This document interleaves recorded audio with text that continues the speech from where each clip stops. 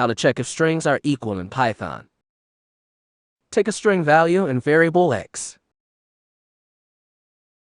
Take a string value and variable y.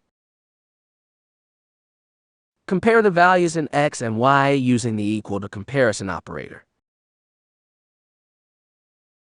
The equal to comparison operator returns true if the two strings are equal, or false if the strings are not equal. You can use this expression as a condition in an if-else statement.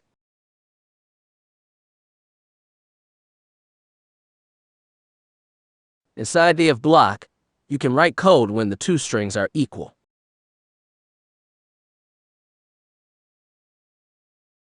Inside the else block, you can write code when the two strings are not equal. Run the program. Since the two strings are equal, if block is executed. Now change the values in x and y such that they are not equal. Run the program. Since the two strings are not equal, else block is executed. This is how we check if two strings are equal in Python.